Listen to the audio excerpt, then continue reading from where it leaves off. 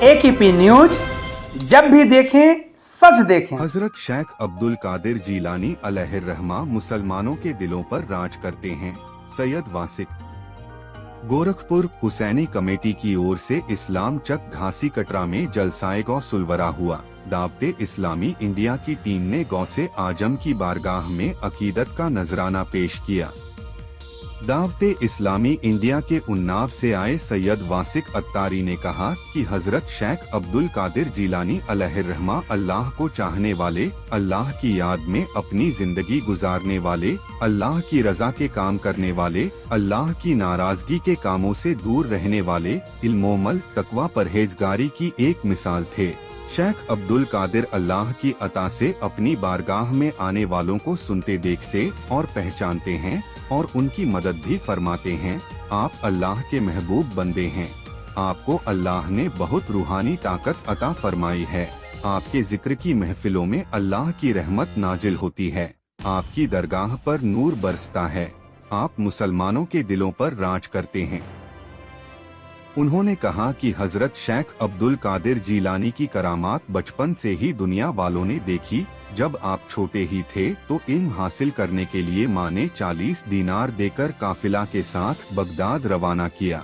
रास्ते में 60 डाकुओं ने काफिला को रोककर लूटपाट मचाया।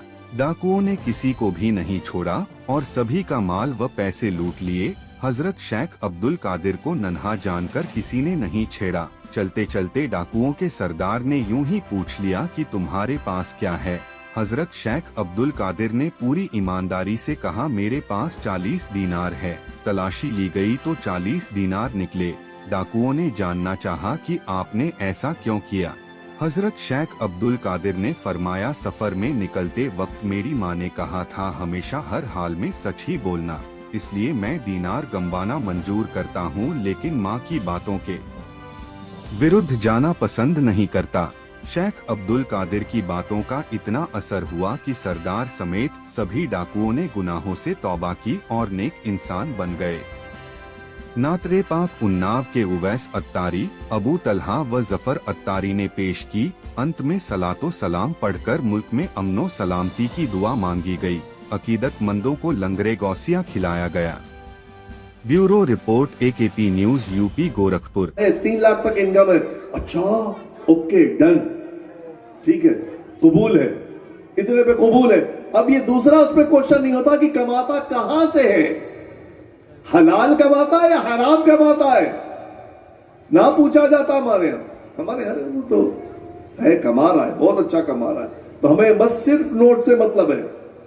हम नोट देख रहे होते हैं। अगर कहा जाए भाई कि नोट तो बहुत अच्छे कमाता है लेकिन नमाज नहीं पढ़ता, कोई मसला नहीं। यानी फर्ज नमाज नहीं पढ़ रहा है, कोई मसला नहीं उनके लिए। और पैसे नहीं कमा रहा तो बहुत बड़ा मसला है।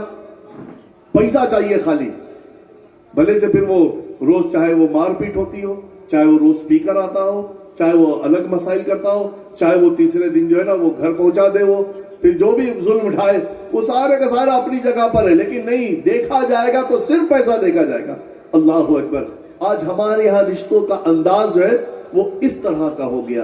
ऐ मेरे प्यारे इस्लामी, देखे अब्दुल्ला सुबई रहमतुल्लाह अलैह ने दामाद कैसा सेलेक्ट किया था। और इसी अंदाज से हमें जो ना वो यानी लड़का भी देखना, लड़की भी देखनी चाहिए इसी अंदाज से कि क्या देखा जाए लड़की में। तो लड़की में बस वो ये होता है कि भाई फला जगह शादी में गए थे, शक्ल सूरत बड़ी अच्छी लगी, बहुत एक्टिव थी, रिश्ता दे डाला हमने। क्या देखा? क्या आपने नमाज पढ़ता हुआ देखा उसको? नमाजी है कि नहीं है, पर्दा नशीन है कि नहीं है, तकवा परहेजगारी है कि नहीं है, दीनदारी है कि नहीं है? ना, इससे क्या मतलब है। फैशन की पुतली है, खूबसूरत है, दुनियावी एतबार से बहुत पढ़ी लिखी है, ठीक है भाई, बहुत डन। रहमतुल्लाहि ताला अलैह के खानदान के ताल्लुक से इंशाअल्लाह जानने की कोशिश करेंगे कि आखिर जिस खानदान का ये लख्ते जिगर है, जिस खानदान का ये नूरे नजर है, जिस खानदान के चश्मो चराग हैं, उस खानदान का आलम क्या था।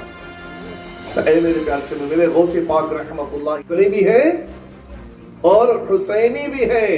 यानी इमाम हसन रदी अल्लाह तआला का खानदान, आपकी नस्ल से भी आपको फैज मिल रहा है और इमाम हुसैन रदी अल्लाह तआला की नस्ल से भी आपको फैज मिल रहा है।